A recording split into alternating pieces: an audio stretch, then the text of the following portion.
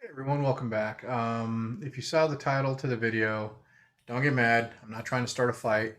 I will explain all of this, but I will go into full detail about everything and make it in a way that is completely understandable. But if you haven't done it yet, please hit that like and subscribe button down below and that bell notification icon, and let's get this.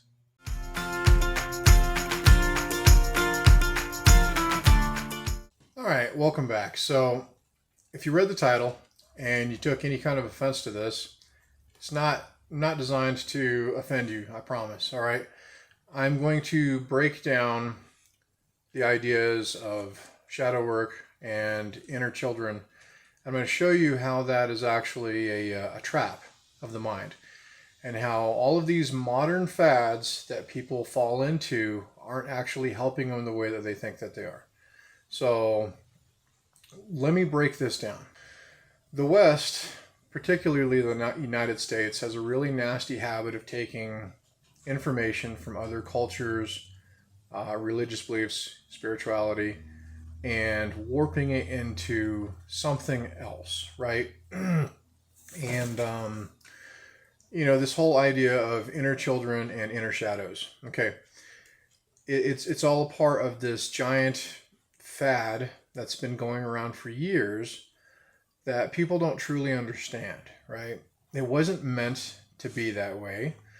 People heard it, their minds latched onto it because it sounds cool, and they ran with it. And then it's like the telephone game that we learned in school. You tell one child a piece of information, and he tells another, who tells another, who tells another. By the time it gets to the end, it's not the same as it was before, right? And that's understandable. Sometimes evolution is necessary when it comes to spiritual practices, because we don't live in India 5,000 years ago, 2,000 years ago, 500 years ago, right? Or any other part of the world, right? So we have to modernize some of the lingo, absolutely, right? But the concepts that they're using in shadow work and inner children were taken from points of view that were not awakened, that were not enlightened beings. And let me explain how that goes. The majority of people who use the concepts of shadow work or even inner child, right, they don't even know where it comes from. If I ask a person that teaches shadow work or inner children, like, hey, do you know where this comes from? Do you know who originally came up with these ideas? A lot of them don't know, right? They will honestly defend this to the death, that it is an effective treatment, and it's worked and they've helped other people. And there's always going to be a handful of people that they have that are going to be their little show ponies. You get one person out there that has done this work and their life changes, and they consider that a win. And I don't consider that a win. I consider something to be effective when the majority of people who do something are experience the same results, right? You're always going to have that one person out there who can do something off the wall and get results, right? You can see it with weight loss trends. They come out with this new diet or this new exercise, and there's that one person out there who has the ability to lose massive amounts of weight and get incredibly fit, based off of this new stuff, right? So let me go into ego work, shadow work, and inner children. Okay, Carl Jung, I can't remember if he was German or what, the philosopher, came up with this idea of doing inner shadow work. Now, Carl Jung was completely awakened, and he even went further and gotten to the point where he was able to flow with life, get into the synchronicities, and he was able to discover a lot of the same things that Indian spirituality and philosophy talk about. He was there, right? And he didn't have the terminology that people have nowadays. So he created stuff that makes sense to his mind, right? He wasn't using a lot of Indian terminology and Sanskrit to talk about this stuff, right? When he's talking about doing shadow work, it's the same as me talking about doing ego work, right? The problem is that people's minds have latched onto this idea that there is an actual freaking shadow inside of them, or actual children inside of them, some sort of inner child. And let me explain why that is not a good idea at all. If you pay attention to any of the modern or even the past enlightened beings, not one of them talks about some sort of inner shadow or inner children at all, right? Like, you don't hear Adyashanti, Sadhguru, Rupert Spira, Mooji, name modern spiritually enlightened people, and you're not going to hear them talk about anything. In fact, if anything, they talk about the void. They talk about the nothingness that is everything, but you don't hear them talking about anything to do with these shadows or inner children. And the reason why is because these are ideas, right? There is no inner child inside of you. You have an awareness at the very core. And around your awareness, you have a subconscious, right? And the necessary software to do stuff like get your heart to beat, to breathe while you're sleeping, so you don't have to think about it. And then you have this interactive software that we use to deal with the world, which is called ego, right? The you that you think that you are, right? Which is nothing more than a software designed to keep you alive. So ego is an automated software designed to keep you alive by analyzing your past experiences and trying to prevent bad things in the future. And that's where you get depression and anxiety and PTSD from, right? So this inner voice, this ego that is a part of this automated software designed to keep you alive, will do anything and everything it can to stay in control of you, and at the same time try and prevent you from actually recognizing what it's doing to you. We're not really supposed to be able to break the fourth or fifth walls of our own minds and see the inner workings. And when you do, you have this awakening. So now let's take the idea of an inner child or an inner shadow.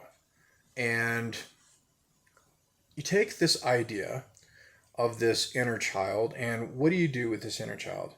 You try and calm it. You talk to it. You try and help it understand why things happen the way that they happened. Who are you talking to? Who are you talking to? Okay. Are you talking to yourself? Are you talking to a memory? Because the personality of what a person or who a person was when they were a child doesn't exist anymore, right? You're not the same person you were a year ago, 5 years ago, 10 years ago. You're not the same person you were from the time that you were a child. Right? So who are you talking to? You're talking to memories. You're talking to software. There is no inner child.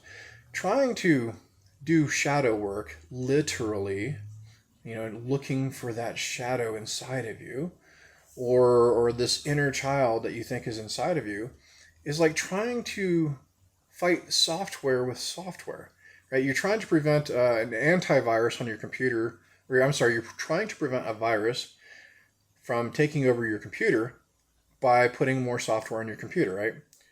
Now, if your consciousness, your awareness is the BIOS of the computer, which is the software that makes the computer board actually work. That's not the same as software in a computer. The software on your computer is the conditioning of life, of ego, of the conditioning of the mind, right? You cannot beat an idea with an idea. Now, here's where the mind absolutely loves people that chase shadow work and inner children. So when you're trying to have an awakening, a spiritual awakening, when you're trying to go through the gateless gate, when you're trying to stop suffering, when you're trying to stop having depression, anxiety, and everything else, you have to do the one thing that your mind doesn't want you to do. You have to pay attention to your mind, right? So your mind likes the boogeyman. The boogeyman is anything that it can lay blame on.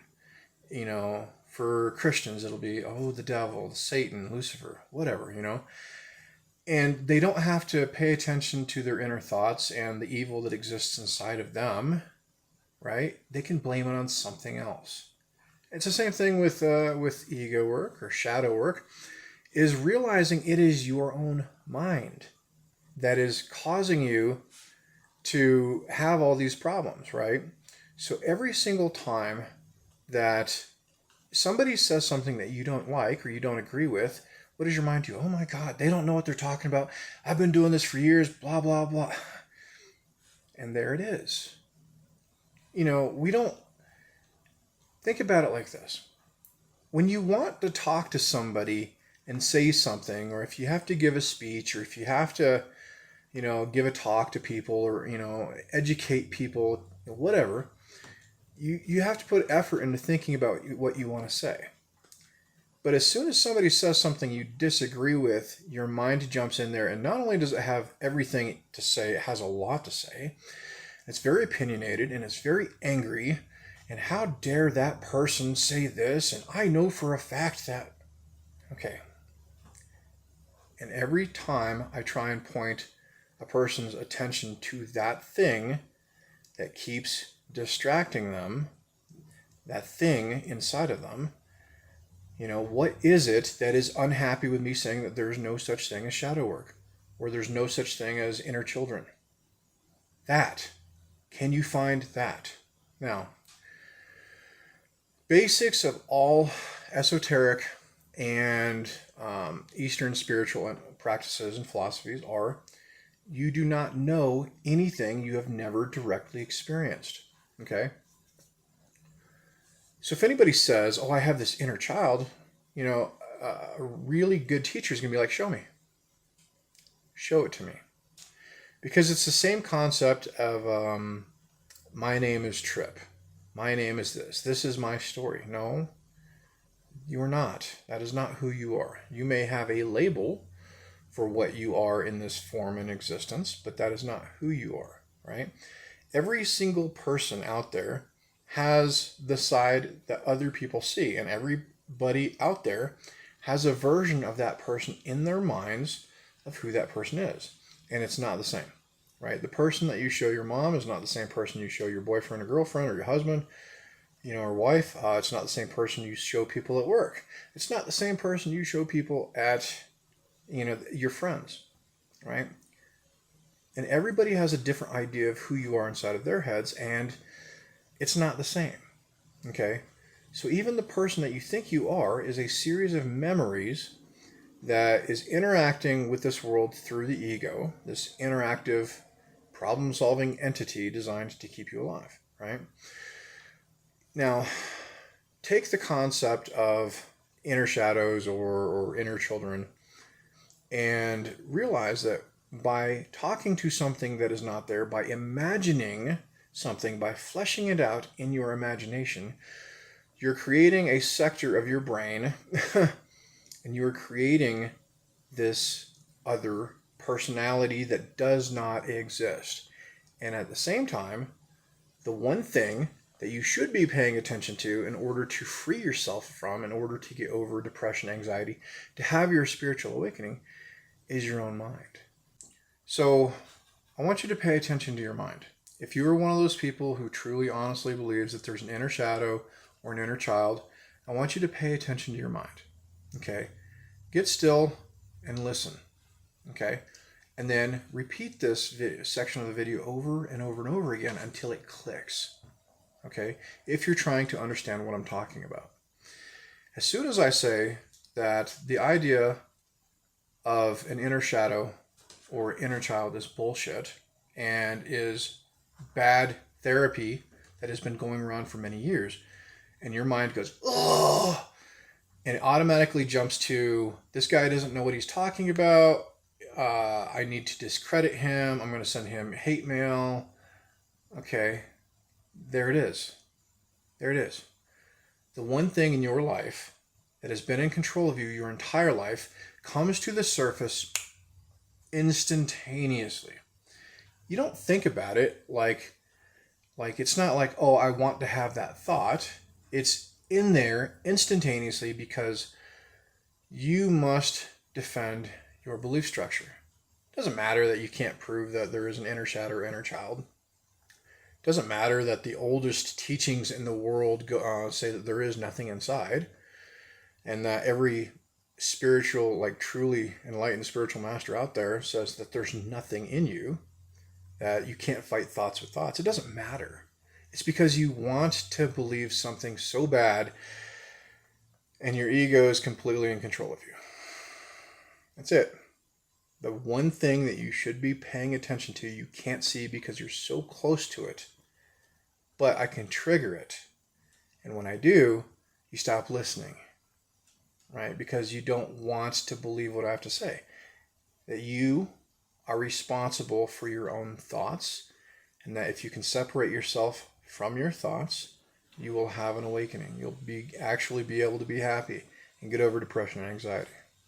I've lost track, probably like 30 something people in a private chat group on Facebook of people that have flipped the switch of the mind, right? And one of the things that they discover after I help them do this is when you go to them and you tell them, okay, now look at the things I told you before your mind flipped over.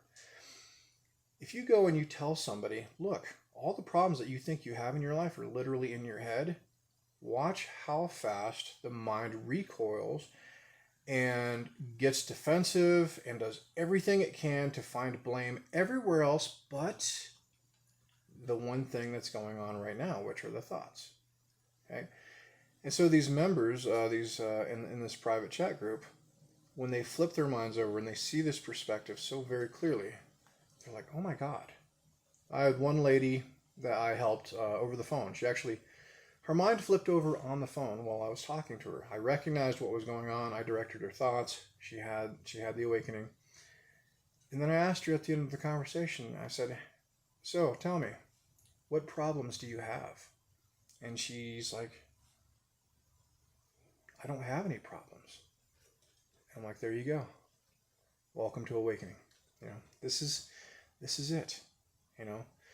So to me, results matter. The one thing that you should always, always, always go on is cause and effect, right? Results matter. I don't care about theories. I don't care about what people believe, what they want to believe. I don't care about their story, their past history. It doesn't matter, right? Results matter, okay? And if you've been doing shadow work for 5 or 10 or 20 years, what are you doing? Because you're not getting the same results that I'm getting, right? It's time to put away the nonsense. This world especially Western worlds and America, is a sea of absolutely useless spiritual information that does nothing more than give people false confidence and dopamine dumps. That's it. And if you've been eating all of this spiritual fluff, like spiritual cotton candy, because it's fun, it's colorful, and you are still suffering when you're at home alone because you only feel good when you're around your friends doing, crystal bowl therapy. Okay. You need to have a deep talk with yourself and say, I need to dig in. I need to do the inner work because what I'm doing is not working. Okay. I hope you enjoyed this video. Like it, dislike it, whatever. I hope that I can help some people out there who are true seekers and don't care about the fads of the spiritual world.